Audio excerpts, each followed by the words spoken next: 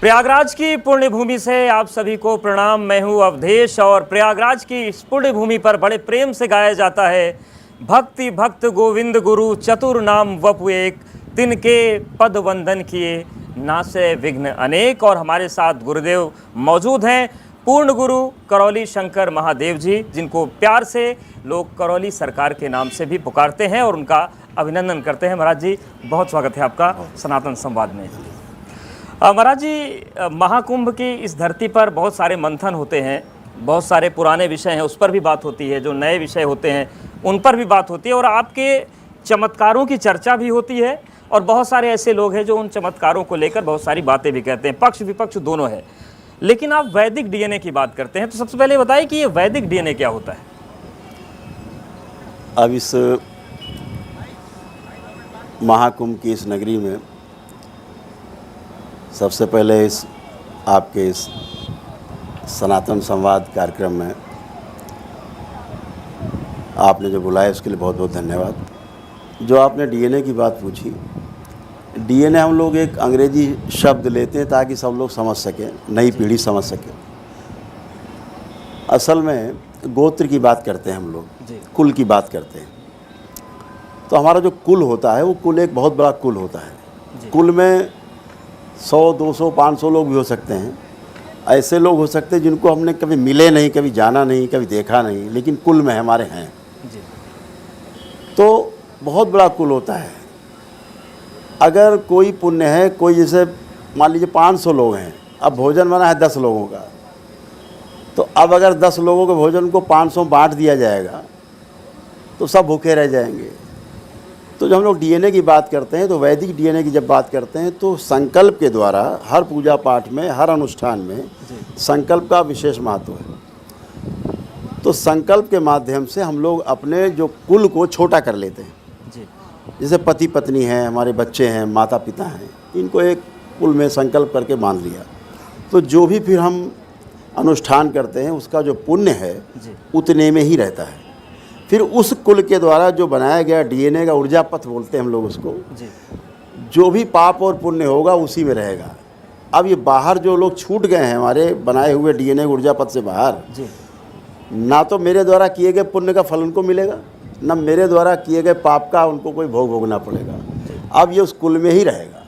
तो जो भी अनुष्ठान करते हैं तो उस कुल में रहने के कारण तीव्रता के साथ उसके संकल्प और प्रार्थना पूर्ण होते हैं जी। इसलिए वैदिक रूप से हम लोग उसको बिल्कुल संकल्प और प्रार्थना पर ही आते हैं। बहुत सारे लोग, बड़ी संख्या में लोग आपके यहाँ पहुँचते हैं। किसी की प्रार्थना बीमारियों को ठीक करने को लेकर रहती है, बहुत सारे वीडियोस देखते हैं, किसी को करियर की चिंता है। तो वो आपकी कौन सी आराधना पद्धति? क्योंकि ये कहा गया है कि आप भगवान को अगर प्रेम से पुकारिए तो भगवान सुनते हैं।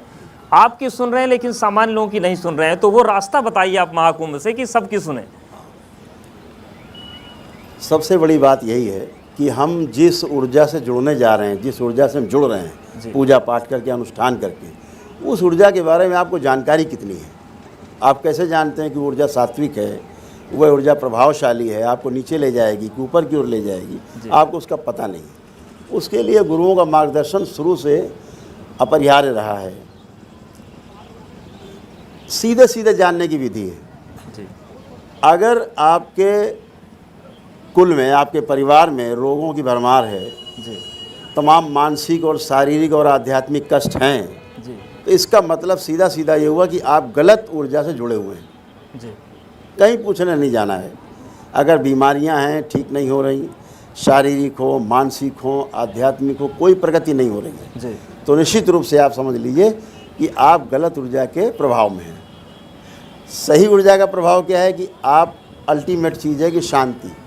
हमारे परिवार में बिना कलह के, हमारे परिवार में बिना किसी अभाव के हम जीते हैं, प्रेम पूर्वक जीते हैं, सही ऊर्जा के साथ जी रहे हैं। सिंपल सा है। अगर आप कष्ट में हैं, नकारात्मक हैं, दिन भर हमेशा निगेटिविटी में जी रहे हैं, मतलब आप गलत ऊर्जा के प्रभाव में हैं। सिंपल चेक कर लीजिए। लेकिन महाराज जी, आप कहते हैं कि गलत ऊर्जा, सही ऊर्जा, खास तौर से बीमारियों को ठीक करने की जब बात आती है तो आप भी उसी ऊर्जा की बात करते हैं। लेकिन जो डॉक्टर्स का वर्ग है वो कहता है कि गलत ऊर्जा, सही ऊर्जा की बात छोड़िए, महाराज जी लोगों को गलत ट्रैक पर ले जा रहे हैं। हाँ, वो अपने हिसाब से ठीक कहते हैं जी। उनका अपने हिसाब से सोचना कहना ठीक है, क्योंकि वो इस विद्या के बारे में नहीं जानते, इस सनातन वैदिक विद्या के बारे में उन्हें रंज मात्र पता नहीं है। जी जैसे अभी हम यहाँ बैठे, जी जितने लोग यहाँ पर हैं, अब अगर इसका प्रभाव चेक करना हो सकारात्मकता का, तो हम आपसे ही पूछ लेते।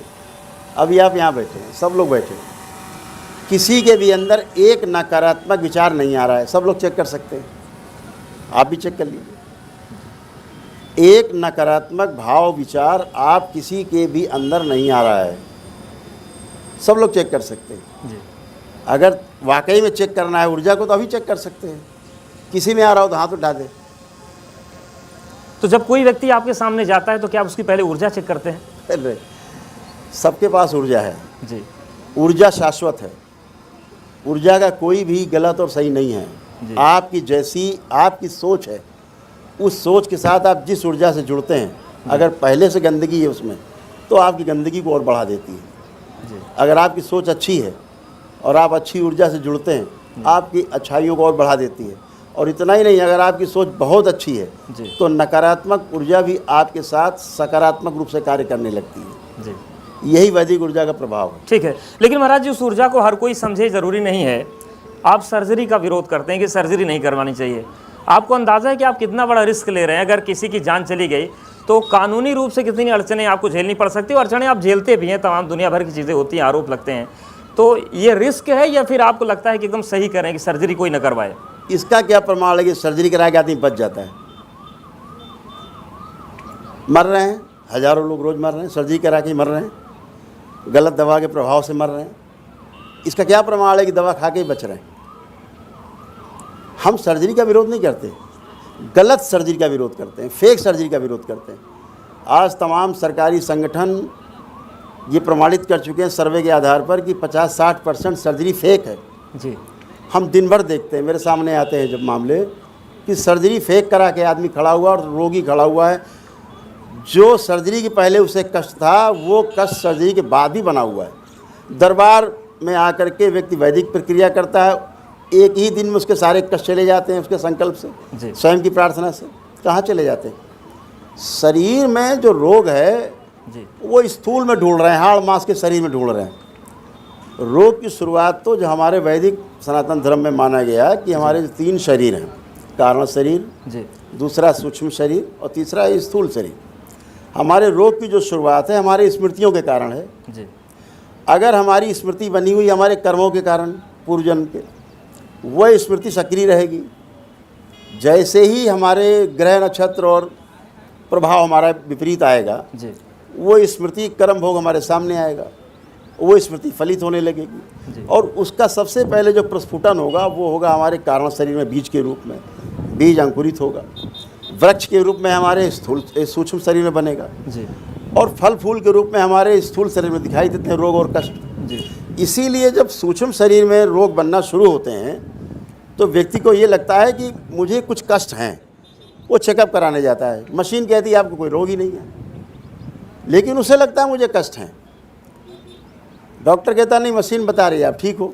जी मानसिक रोग होते हैं तो ज़्यादा होता, कहते हैं पागल हैं, लेकिन वो उसके सूक्ष्म शरीर में रोग बन गए हैं, धीरे धीरे स्थूल में दिखाई देने लगते हैं। बाद में फिर मशीन पकड़ती है जब घना हो जाता है।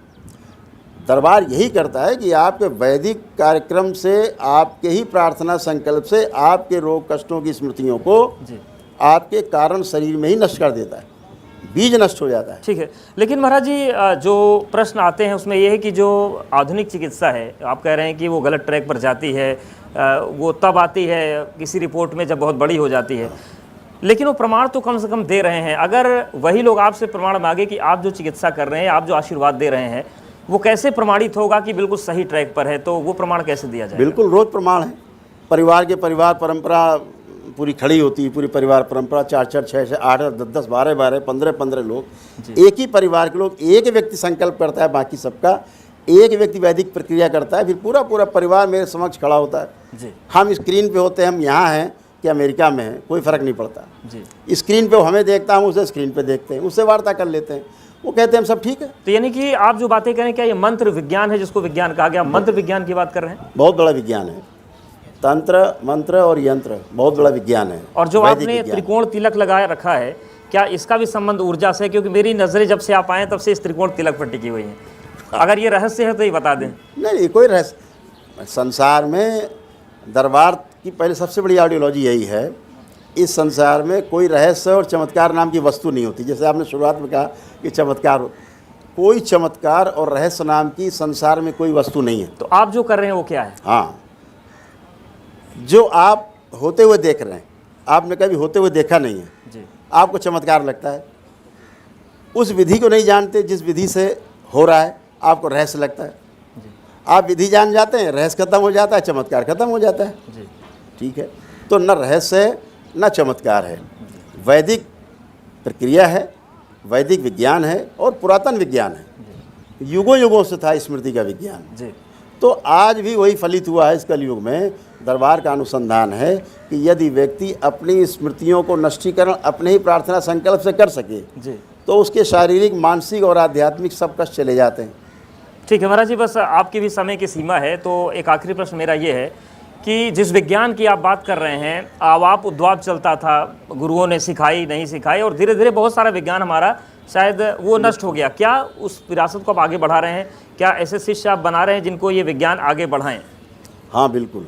दरबार प्रत्येक पूर्णिमा को जो भक्त दरबार आते हैं, जुड़ते हैं, वैदिक प्रक्रिया करते हैं, वह और उनके परिवार स्वस्थ होते हैं। स्वस्थ होने के बाद कृतज्ञता के रूप में वो बाबा से, हमारे गुरुदेव से दीक्षा प्राप्त करते हैं जी। और दीक्षा प्राप्त करके दरबार से जुड़ते हैं और दीक्षा के उपरांत जो मंत्र जब, फिर वो तंत्र की उसमें जाते हैं, विधा में जाते हैं, सीख रहे हैं जी। और हज़ारों लोग इस विधा को आगे बढ़ाने में सहयोग कर रहे हैं जी। और निकट भविष्य में, बहुत ज़्यादा लंबा समय नहीं, 2025 में आपके सामने परिणाम होंगे जी। कि करौली शंकर महादेव के दरबार से हज़ारों बाबा माँ के जो शिष्य हैं जी। वो तंत्र में दीक्षित होकर के लोगों की सेवा करते आपको मिलेंगे जी। लेकिन महाराज जी, अब मेरे मन में एक प्रश्न और भी आ रहा है। प्रश्न खैर पत्रकारों के मन में आते हैं, लेकिन जब आपके पास हर चीज़ का इलाज है, हर ऊर्जा को, नकारात्मक ऊर्जा को आप सकारात्मक कर सकते हैं, तो जो लोग आपको ट्रोल करते हैं या जो लोग आपको पाखंड से जोड़ने लगते हैं, उनकी मानसिक स्थिति आप क्यों नहीं सही कर पा रहे हैं?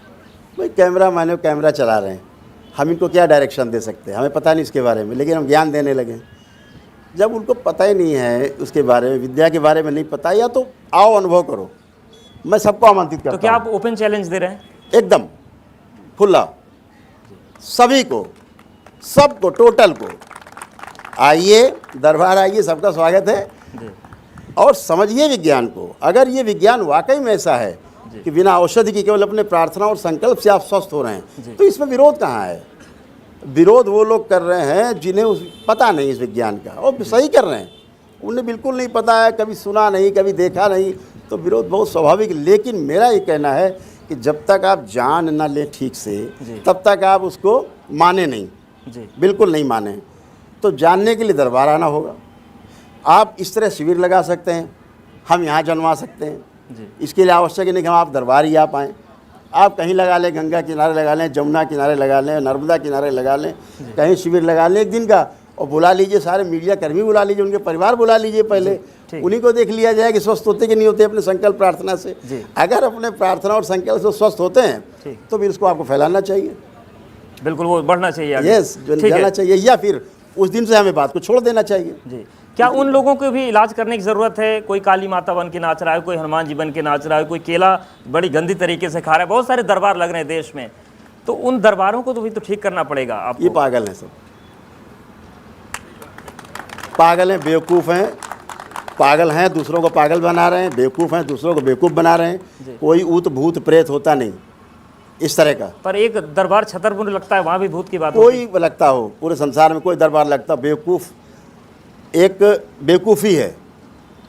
भूत का मतलब भूतकाल की हम बात कर रहे हैं जी। हम भूत, वर्तमान, भविष्य की बात करते हैं।